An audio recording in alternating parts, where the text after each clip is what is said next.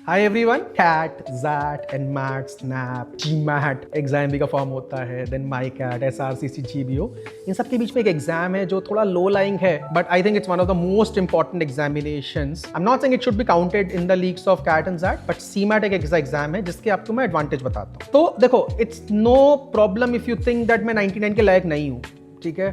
अक्टूबर तक आते थे रियलाइजेशन में, अगर आप अपनी मैपिंग स्टार्ट कर दो कि ठीक है मैं 99 के लायक नहीं हूं, but can I get a 95 on a CAT और अ 98 ऑन सीमैट, बिकॉज अगर आप देखोगे तो 95 on a CAT might be equal to a 99 on CMAT. तो ये फॉर्म जरूर भरना है। क्यों भरना है? क्योंकि एग्जामिनेशन थोड़ा लेट होता है, जनवरी के आसपास होता है। इस एग्जाम के अंदर भी अच्छे खासे टायर 2 कॉलेजेस हैं। अगर आपको लिस्ट देखनी है, अब सिंपल सी बात है, गूगल सर्च करो सीमैट कॉलेज लिस्ट या मेरे से पूछ लो, हम आपको रेडीमेड लिस्ट दे देंगे, टायर में डिफाइन कर देंगे कि जिस तरीके से सीमैट के अंदर टायर 1 टायर 2 कॉलेजेस हैं, राइट। कई लोग होते हैं जिनका कैट उतना अच्छा नहीं जाता, उनके लिए सीमैट एक बहुत अच्छी अपॉर्चुनिटी है। तो अगर आप ऐसे इंसान हो जिसके लिए difficult level of questions difficult हैं, सॉल्व नहीं हो पा रहे हैं, speed is something that you are not challenge with, जैसे बैंक PO SSC में काफ़ी लोग स्पीड पे काफ़ी काम करते हैं, ऐसे लोग हैं जो सरकारी एग्जाम की तैयारी करते करते फिर MBA करना चाहते हैं, उनको कैट सडनली लेवल में बहुत हाई लगता है। CMAT is an appropriate examination for them. And I know आप लोग कह रहे होगे कि सर क्यों पुश करें सीमैट के लिए। You would realise it once you see the kind of at least top 5 colleges जो आपको सीमैट के थ्रू मिलते हैं।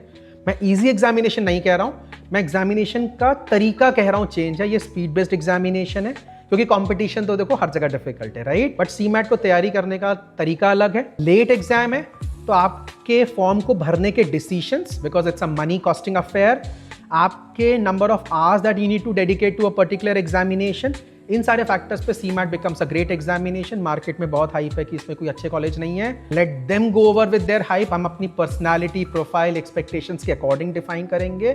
ये एग्जामिनेशन लेट है तो आपको कई बार ये लग सकता है कि 4 एग्जाम मैंने दे दिए, मैं मेंटली फटीग्ड हूं, आई नो, बट याद रखना ये रेस हमारी अगले साल जून तक की है, क्योंकि आपको GDPI के साथ साथ एग्जाम भी देना पड़ेगा, SRCC GBO भी लेट होता है।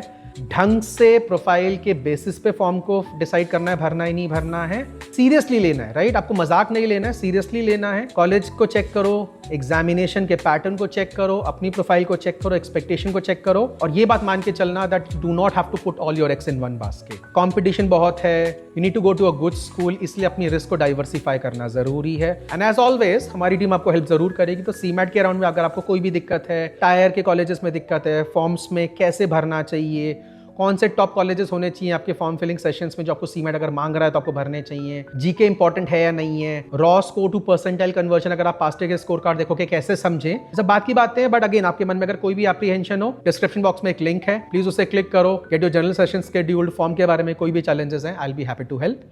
Thank you so much.